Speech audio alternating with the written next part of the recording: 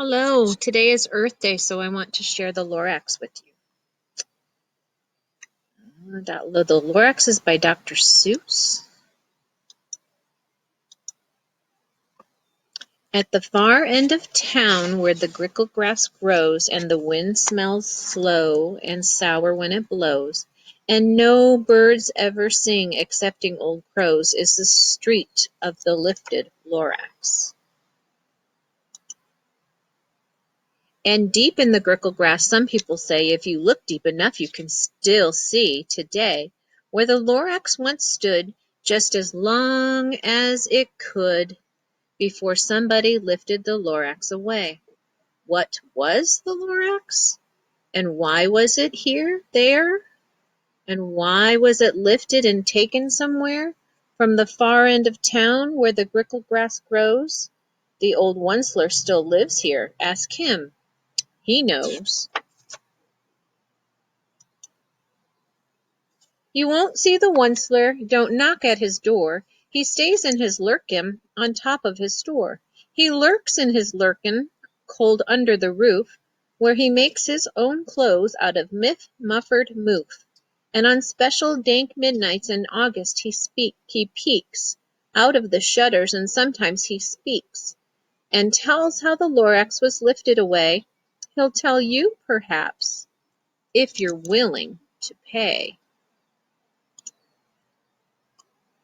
On the end of a rope he lets down a tin pail, and you have to toss in 15 cents and a nail, and the shell of a great-great-great-grandfather snail. Then he pulls up the pail, makes a most careful count to see if you've paid him the proper amount. Then he hides what you've paid him away in his snub, his secret strange hold in his grooviest glove. Then he grunts, I will call you by my whisper-mophone, for the secrets I tell you are for your ears alone. Slup, down slups the whisper-mophone to your ear, and the old Onceler's whispers are not very clear, since they have come down through a snurgly hose, and he sounds as if he had smallish bees up his nose. Now I'll tell you, he says, with his teeth sounding gray, how the Lorax got lifted and taken away. It all started way back, such a long, long time back.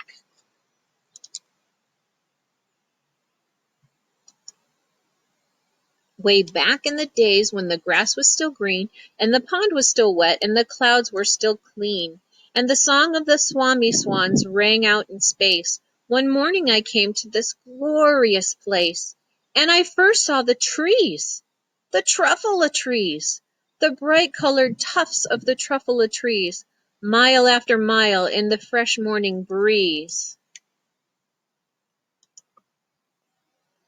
And under the trees I saw brown barbaloots frisking about in their barbaloot suits, as they played in the shade and ate truffula fruits.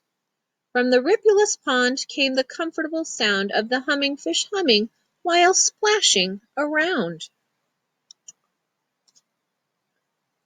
But those trees, those truffula trees, all my life I'd been searching for trees such as these. The touch of their tufts was much softer than silk, and they had the sweet smell of fresh butterfly milk. I felt a great leaping of joy in my heart. I knew just what I'd do. I unloaded my cart. In no time at all, I had built a small shop. Then I chopped down a truffula tree with one chop. And with great skillful skill and with great speedy speed, I took the soft tuft and I knitted a thneed.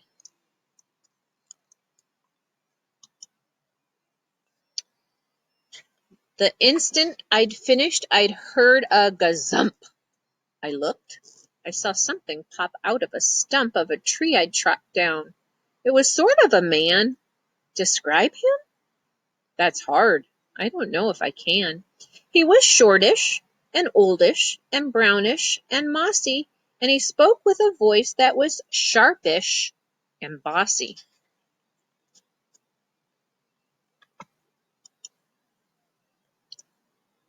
"Mister," he said with a sawdusty sneeze, "I am the Lorax. I speak for the trees.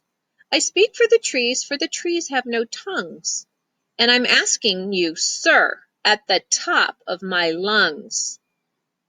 He was very upset, and he shouted and puffed, "What's that thing you've made out of my truffula tuft?" "Look, Lorax," I said, "there's no cause for alarm. I chopped just one tree. I am doing no harm. I'm being quite useful. This thing is a thneed. A thneed's a fine something that all people need. It's a shirt, it's a sock, it's a glove, it's a hat, but it has other uses far beyond that.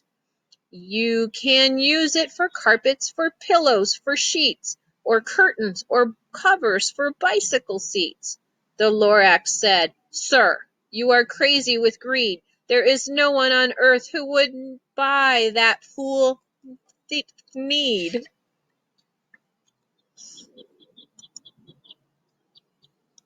But the very next moment I proved he was wrong, for just at that minute a chap came along, and he thought that the need I had knitted was great. He happily bought it for $3.98. I laughed at the Lorax. "You poor stupid guy, you never can tell what some people will buy." "I repeat," cried the Lorax, "I speak for the trees." "I'm busy," I told him. "Shut up, if you please." I rushed across the room and in no time at all built a radiophone. I put in a quick call. I called all my brothers and uncles and aunts, and I said, "Listen here! Here's a wonderful chance for the whole Onceler family to get mighty rich. Get over here fast. Take the road to North Nitch. Turn left at Weehawken, sharp right at South Stitch."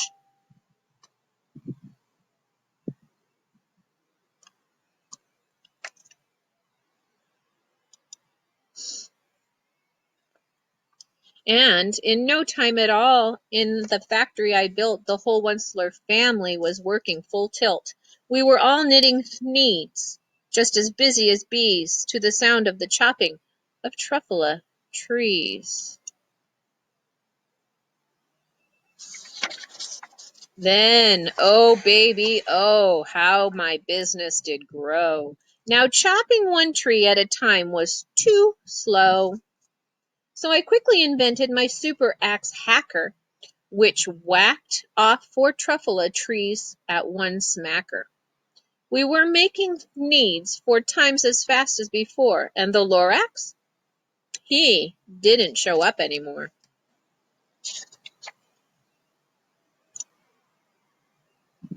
But the next week he knocked on my new office door.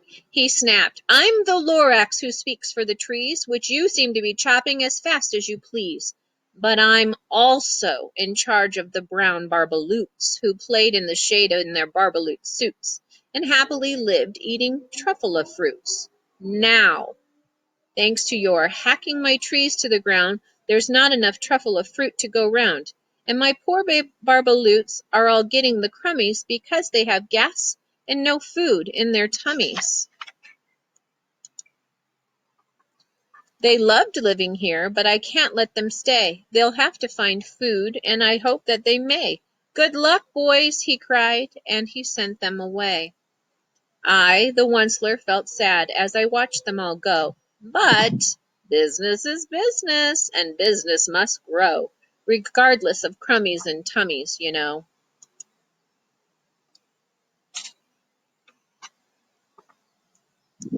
I meant no harm. I most truly did not.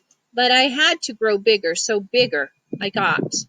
I biggered my factory, I biggered my roads, I biggered my wagons, I biggered the loads of the needs I shipped out. I was shipping them far forth to the south, to the east, to the west, to the north.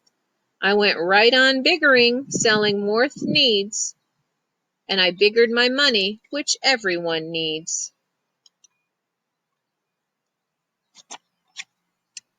Then again he came back. I was fixing some pipes, when the old nuisance Lorax came back with more gripes.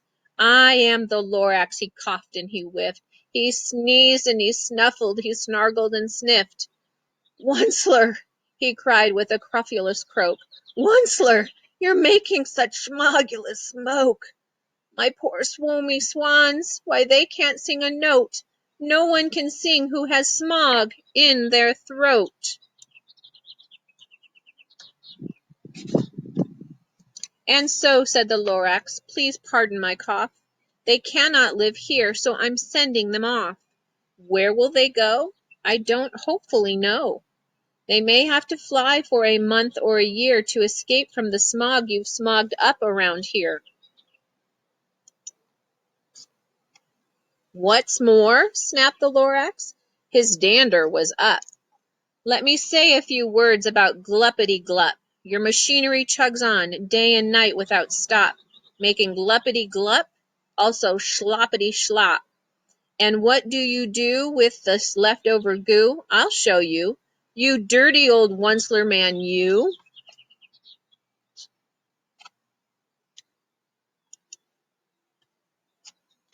You're glumping the pond where the humming fish hummed. No more can they hum, for their gills are all gummed. So I'm sending them off. Oh, their future is dreary. They'll walk on their fins and get woefully weary in search of some water that isn't so smeary. And then I got mad. I got terribly mad. I yelled at the Lorax, now listen here, Dad. All you do is yap yap and say bad, bad, bad, bad. Well, I have my rights, sir, and I'm telling you, I intend to go on doing just what I do.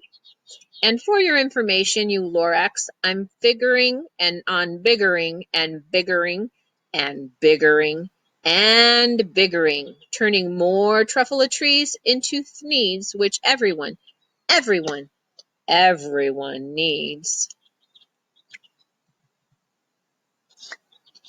And in that very moment, we heard a loud whack. From outside in the fields came a sickening smack of an axe on a tree. Then we heard the tree fall, the very last truffula tree of them all. No more trees, no more needs, no more work to be done. So in no time my uncles and aunts every one all waved me good-bye. They jumped into my cars and drove away under the smoke-smuggered stars.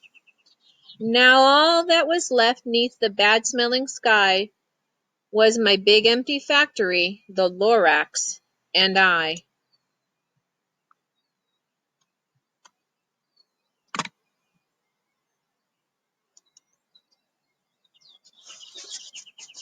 The Lorax said nothing. He just gave me a glance. Just gave me a very sad, sad backward glance as he lifted himself by the seat of his pants. And I'll never forget the grim look on his face when he hoisted himself and took leave of this place through a hole in the smog without leaving a trace. And all that the Lorax left here in this mess was a small pile of rocks with the one word, unless. Whatever that meant, well, I just couldn't guess. That was long, long ago, but each day since that day, I've sat here and worried away. Through the years, while my buildings have fallen apart, I've worried about it with all of my heart. But now, says the Onceler, now that you're here, the word of the Lorax seems perfectly clear. Unless someone like you cares a whole awful lot, nothing is going to get better. It's not. So, catch, calls the Onceler. He let something fall. It's a truffula seed. It's the last one of all. You're in charge of the last of the truffula seeds, And truffula trees are what everyone needs. Plant a new truffula. Treat it with care. Give it clean water and feed it fresh air. Grow a forest. Protect it from axes that hack. Then the Lorax and all of his friends may come back.